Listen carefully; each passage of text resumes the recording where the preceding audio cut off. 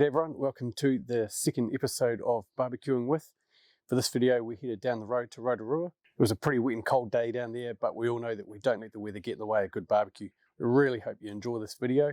We had a really great time cooking with some great people. So today we're with Black Label Barbecue and Black Label Kitchen and Garden from Rotorua. So you guys have been involved in New Zealand barbecue for a while now, really. Correct me if I'm wrong, I think the first time I might have seen you at competition was around 2019, is that?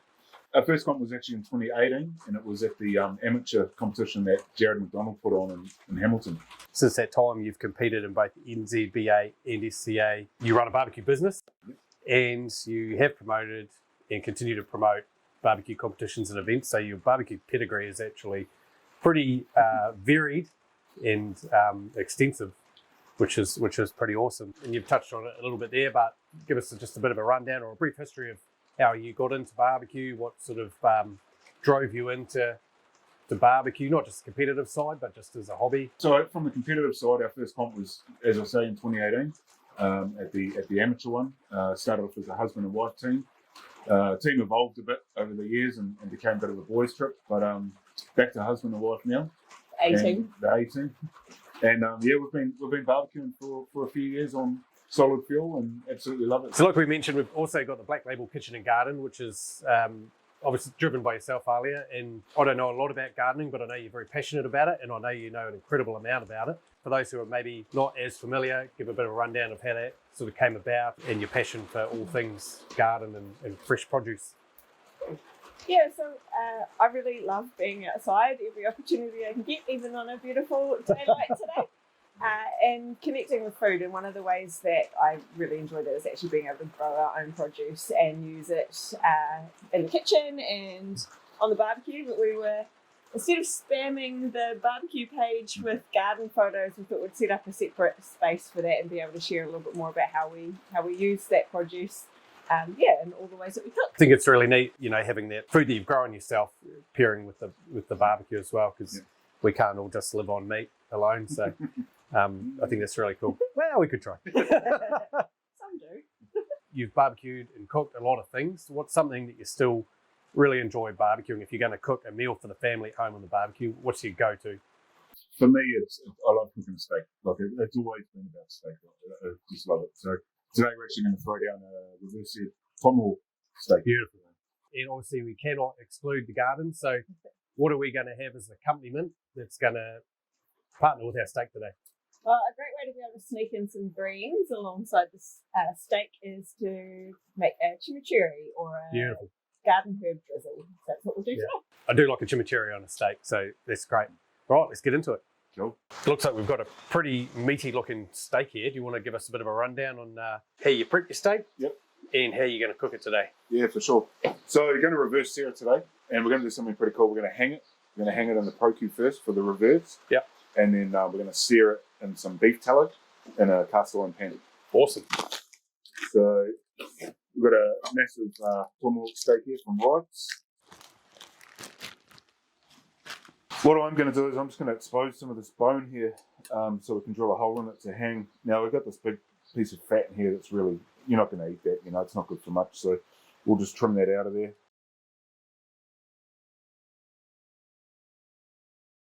And it's just going to give us something to attach our hook onto. So we're just going to drill a hole in a bone here so we can hang it. There we go. So that's our hanging tomahawk. Beautiful. We'll get some rub on this. So today, man, we're going to use the Miracle Rub from Matt Fulton, Wingless Angel Barbecue. Yeah. Up in Kirikiri. That is an awesome rub. Awesome rub. And, you know, we like to support local and Kiwi guys whenever we can. So the other one we've got today is the Four Saucemen from Adam and Sarah. Yeah. The black rub, it's an awesome rub. It's just going to give another depth of flavour. And that contrast of colour too when slicing, it's going to look real cool. So what I'm going to do is just pat my tomahawk dry. Just helps the rub stick to it. So we'll just do that and get some Miracle Rub on first.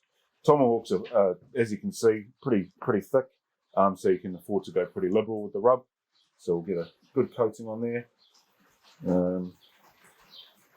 Get that surface done first. Give it a bit of a pat down. The outer edge.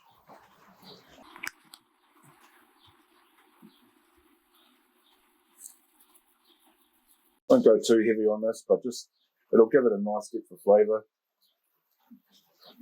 And it'll look pretty cool too. All right, so while we're letting that sit there, let's have a look at your barbecue setup for the day. Yeah, cool. What are we going to be cooking on today? Today, man, we're going to use the ProQ. Super versatile. It's a bullet smoker.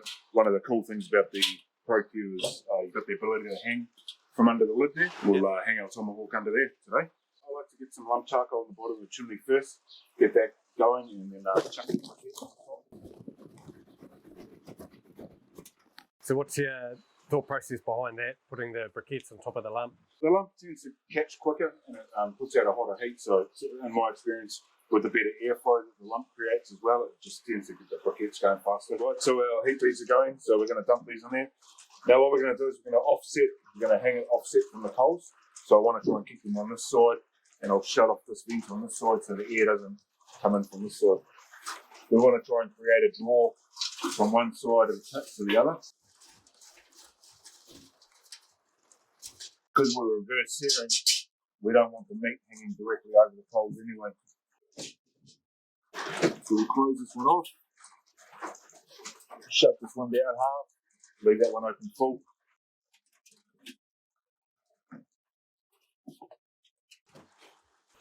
Beauty of the ProQ lid, it's got the rail in there. Take our tomahawk, rubs nice and set on there. Just going to hang that on the bar like that. Chuck our chimichurri in there, and we're going to go to about 105 Fahrenheit today. Okay, so we've got that steak in there hanging now. What doneness are we looking for? So today we're going to go for about a medium rare. What I'm going to do is I'm going to hang it until it reaches an internal of about 105, 106 Fahrenheit. Yeah. Take it off, wrap it up, rest it, and then we'll sear it in some tallow. While we have our steak hanging and cooking away, we'll make up our chimichurri. Why don't you give us a bit of a run through of what makes a good chimichurri? Well, I think what makes a really great chimichurri is whatever you've got available. So the kind of basics of it is to have a bit of heat, oil, some kind of acid with it, and of course the greens. So we've done a quick whip around the garden in between the raindrops. We've got some fresh thyme, oregano, and some sorrel here, as well as garlic, chilli, and of course the devil's lettuce. I happen to be a great fan of coriander, so we're going to add some of that in there for a bit of freshness as well. So I quite enjoy using a jar, just because you can see as you go, you can see how it's filling up and getting your ratios right as you're working through it. So I'm just going to be chopping and tearing and putting it all together. Chuck some of the fresh thyme in there.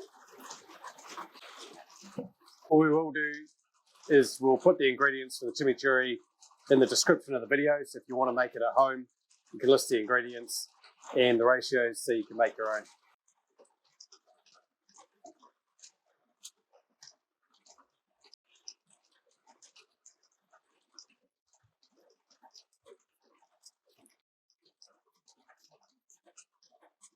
This one here, sorrel, is quite an interesting herb to use. Grows all year round, doesn't dry back, and it's kind of almost got a little bit of a lemony sort of tartness, a bit bitter to it. It gets quite bitter as it gets older. Now I'm going to leave the seeds in the chili for a bit of extra heat, but if you'd rather not have that heat, you can just take the seeds out. And I'm only going to add one to start, and then at the end, once we've mixed it all up, we can see whether we want a little bit more or not.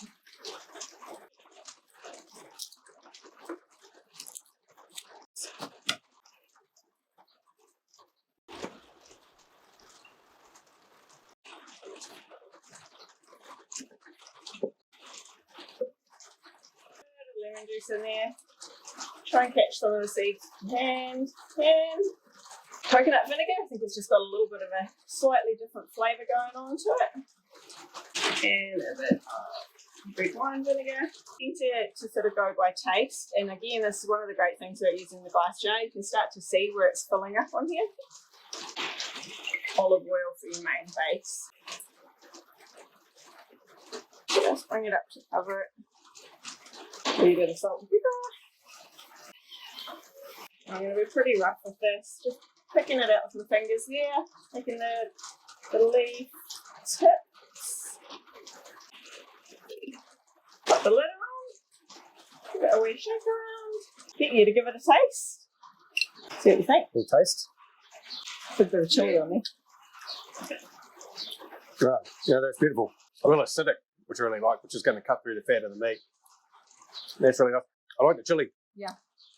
Good bit of heat. Perfect. Need anything else, you reckon? I don't think so. I mean, I'm not the chimichurri expert. Maybe you have a taste, but I think that's pretty good. Awesome. Cool. Thank you. Pop it in the fridge and wait until the steak's done. All right. So, what temperature are we up to internally? So we've just come up to 106, bang on. 106 is quite low, but because it's such a thick piece of meat, it's going to carry over cooking for a while. Right, let's lift it up and check it out. That looks beautiful. So we don't want to ruin the bark that's on there, so we'll just drizzle butter on there. And this is going to help enrichen the flavour, and butter's a natural tenderizer as well. And because it's such a big piece of meat, it's going to carry over cooking while it's wrapped up. Hence why we took it to quite a low internal temperature while we were hanging it. Right, so let's wrap this up.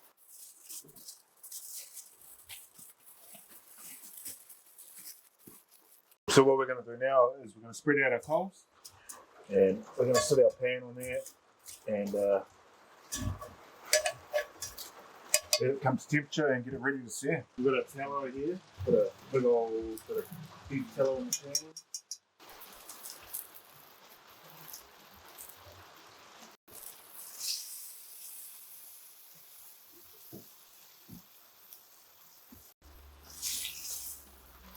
Oh man, it smells amazing.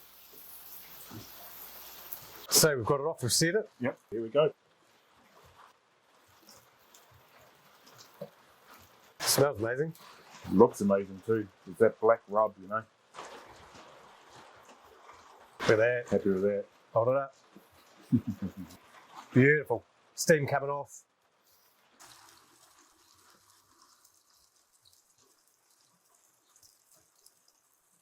Right, the steak looks amazing. The bark on it is beautiful. It's beautifully cooked. Smells amazing. So let's drizzle a little of that chimichurri on there and give it a nudge.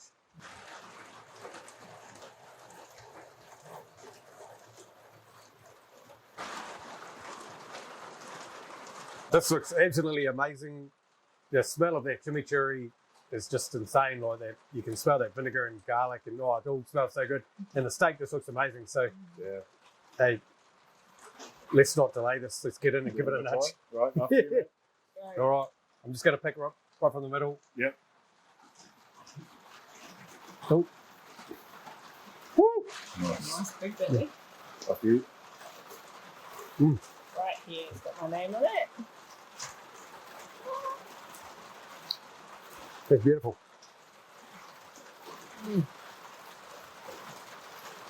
Well, So there we go. The beautiful hung tomahawk steak, some delicious chimichurri on top. It was absolutely amazing.